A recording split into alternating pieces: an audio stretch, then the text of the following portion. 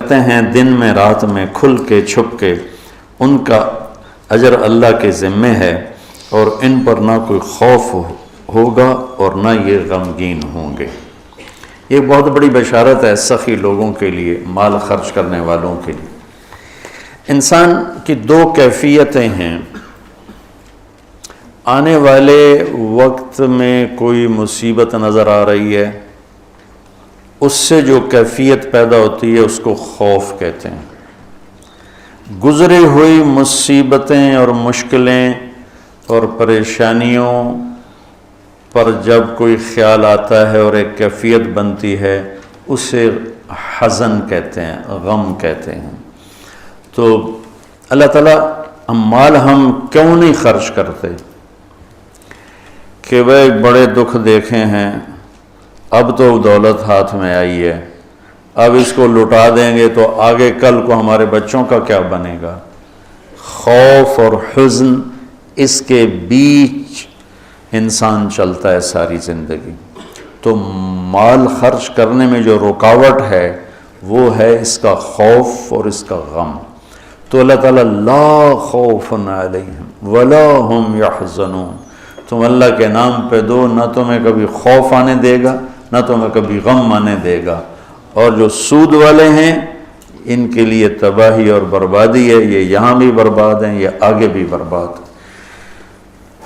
میں نے کل بھی بتایا تھا کہ پرسوں کہ سود خور اللہ کے نبی نے دیکھا، معراج میں لوگوں کو سزا مل رہی ہے۔ سود خوروں کی سزا سب سے عجیب تھی کہ ان کے پیٹ گنبد کی طرح اور سانپ اندر گھسے ہوئے تھے، ان کو اندر سے کاٹ رہے تھے، جو دکھ اور درد میں سب سے خوفناک چیز بن جاتی ہے، اندر سے ان کو سانپ وار کر رہے تھے۔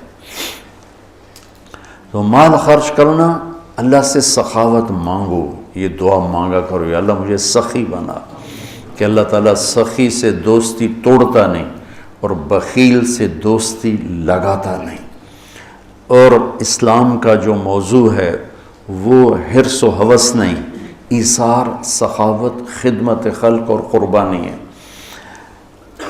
ابو قتادہ رضی اللہ تعالیٰ عنہ نے لینا تھا قرضہ کسی سے،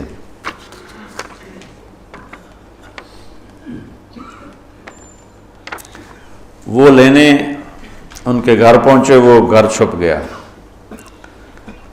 تو باہر کھڑے ہو گئے، انہیں زور زور سے آواز دی، باہر نکل، مجھے پتہ ہے تو اندر ہے۔ وہ نکل نہیں رہے تھے کہ مانگے گا، میرے پاس ہے نہیں۔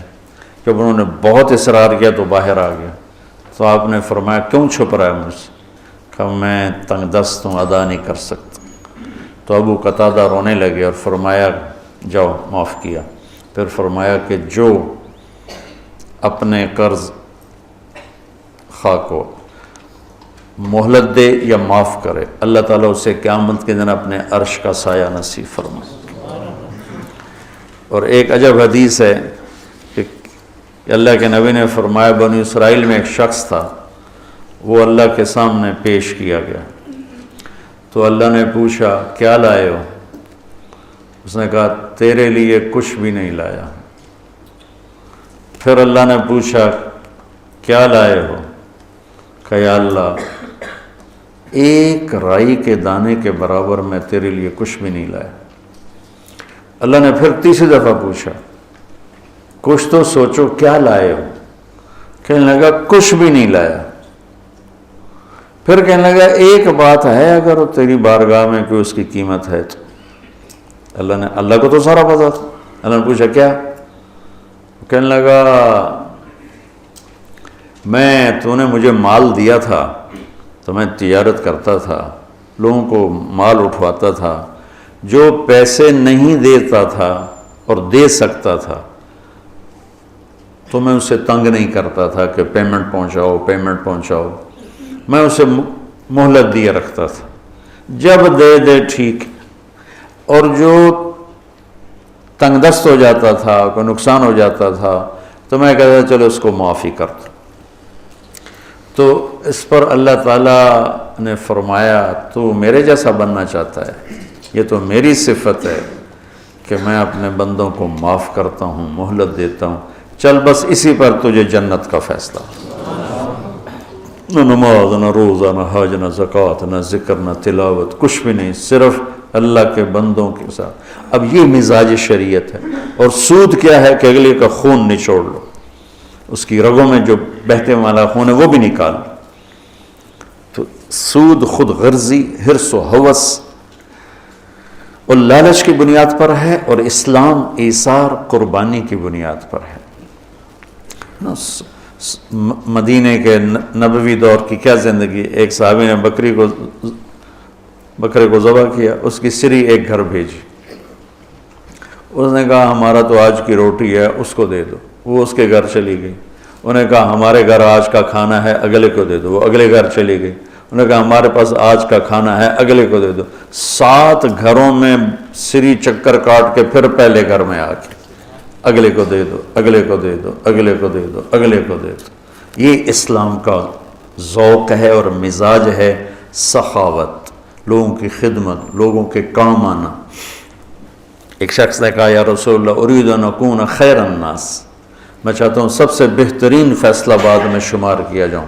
تو آپ نے کہا کن نافعا للناس تکن خیر الناس، لوگوں کو نفع پہنچایا کر تو سب سے اعلیٰ درجے کا، سب سے بہترین انسان بن جائے گا۔